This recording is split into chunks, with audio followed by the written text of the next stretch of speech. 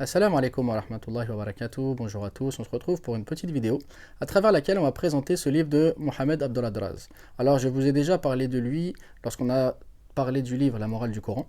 Donc c'est un grand savant donc égyptien qui était venu, donc quand je dis grand savant, c'est-à-dire un savant qui maîtrise donc les sciences religieuses, et qui était donc venu en France pour continuer ses études à la Sorbonne, donc dans une période assez particulière, puisqu'il s'est retrouvé en France donc, lors de la guerre mondiale.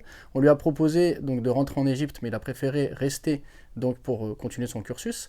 Et ce qui est donc très intéressant avec lui, c'est sa maîtrise donc, des sciences religieuses, mais également sa maîtrise donc, on va dire de l'approche de la science sous un angle plutôt occidental. Et il a côtoyé donc, les grands orientalistes, ce qui fait qu'il a découvert la manière donc de penser en Occident, donc de penser la religion, l'approche à la religion, la manière dont les Occidentaux percevaient donc la religion musulmane, le Coran, le prophète Mohammed, etc.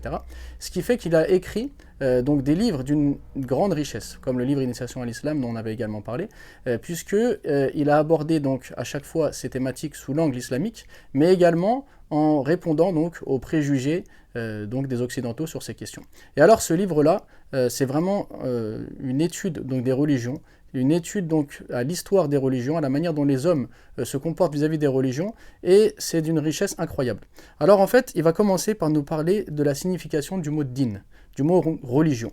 Il va nous montrer donc dans les différentes religions et dans les différentes philosophies qu'est-ce que signifie la religion, et donc automatiquement pourquoi est-ce que le christianisme ne va pas aborder la religion de la même manière que l'islam, et ainsi de suite, et donc la difficulté ensuite à pouvoir parler et traiter donc les questions des religions de la même manière, puisque déjà chaque religion a sa conception de la religion. Donc il va définir qu'est-ce que c'est que le mot din, le mot religion, selon les différentes religions justement et les différentes philosophies.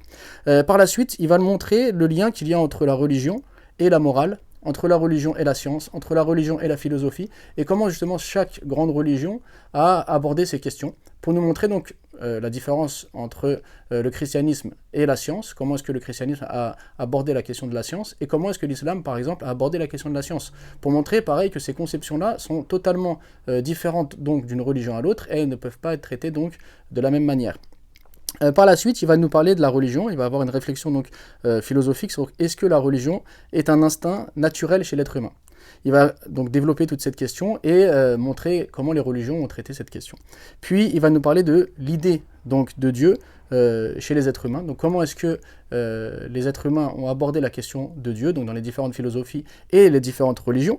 Puis ensuite il va nous parler du regard de l'islam sur toutes ces questions et du regard de l'islam sur les différentes religions et les différentes philosophies. Donc le regard aussi bien en manière théorique que de manière pratique. Donc comment est-ce que l'islam appelle à se comporter avec les différentes religions. Alors c'est un livre extrêmement riche, vraiment intellectuellement parlant très très puissant. Ça permet de faire une comparaison entre les différentes religions, mais d'une manière vraiment scientifique et profonde, pas juste comme dans certains livres où on aborde la question vraiment en surface. Là, non, on rentre vraiment dans des détails très importants, et en comprenant donc la signification des mots et des concepts et l'approche donc différente de chaque religion, de chaque philosophie, bah, finalement on comprend la difficulté de mettre certains termes en opposition les uns avec les autres, et puis on se rend compte donc de la grandeur de l'islam dans la façon dont il a abordé toutes ces questions. Alors je vous invite à le découvrir, le livre est assez rare, on en a quelques exemplaires, donc vous pourrez le découvrir sur notre site ou en boutique après le